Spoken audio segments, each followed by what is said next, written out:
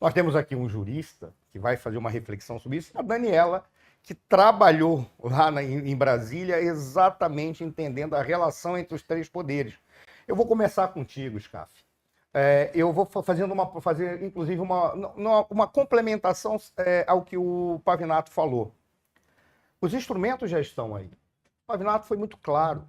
O melhor instrumento é você construir um STF qualificado, coisa que não tem sido feita. A qualificação tem sido dada pelo debate político, pelos interesses políticos, ideológicos. Basicamente é isso. E se coloca alguém no STF sem ter aquela busca da qualificação que o Senado deveria buscar. Mas eu diria, complementarmente, há um outro instrumento para isso também. Se o Senado não quis buscar uma qualificação, ele tem um instrumento para retirar aqueles que não são mais adequados. Basta fazê-lo. Precisa também de vontade política e coragem. Passo a palavra a ti, fazer uma análise dessa PEC, comentários do Pavinato e refletir sobre essas condições que nós temos hoje. Olha, escutando o Pavinato falar, na verdade a gente fica saciado, porque ele aborda do começo ao fim tudo que a gente precisava ouvir e, na verdade, aprender, né? É um resumo do que é o direito constitucional, foi o que o Pavinato falou. Eu queria complementar da seguinte forma. Eu acho que, realmente, a condição básica é aquilo que o Pavinato falou. Né? Se fosse realmente levado a sério, né, a análise criteriosa para você ver quem realmente tem notável saber jurídico, e por que o Pavinato falou isso? Aí eu me permito comentar o que ele falou. Porque, veja só, o órgão é colegiado.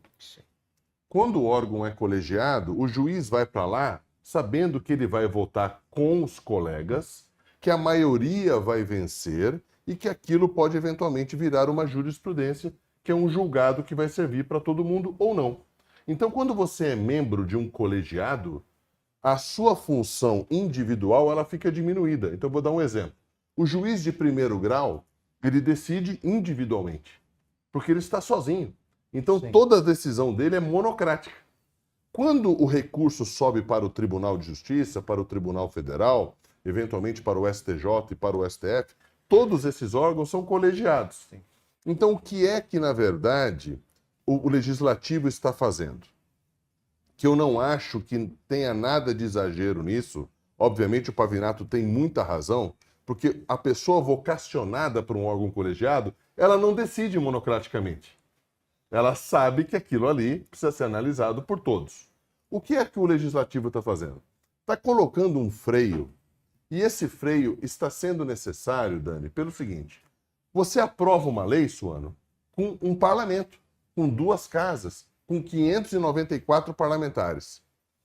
É plausível que um magistrado da Suprema Corte exerça um poder de cautela, o chamado poder geral de cautela, conceda uma liminar, uma coisa urgente, ele sozinho, simplesmente barrando uma decisão de um outro poder? É isso que o Congresso está analisando. Então, é muito poder para uma pessoa só, né? Na verdade, desmistificando e diminuindo o poder de quem faz a lei. Porque, na verdade, quem é que manda na lei? É o povo, representado pelos parlamentares que nós votamos. O poder emana do povo. Aí eu te pergunto, Scaff, nesse caso, os ministros do STF não deveriam ficar calados porque a Casa do Povo está analisando essas questões? Eu ia chegar nesse ponto. E aí eu concordo também com você plenamente, Dani. Eu não acho nada correto um juiz comentar o trabalho do Legislativo. Porque comentar o trabalho do Legislativo é função do povo. Desculpa te interromper. Não foi nem comentar. Eles desqualificaram o trabalho do Legislativo. Exato. Piorou. Pior. Então, só para eu concluir e passar a palavra para a Dani. Imagina. O juiz vocacionado, ele aplica a lei que vem de um poder que emana do povo. O poder judiciário não emana do povo. Emana de um notável saber jurídico.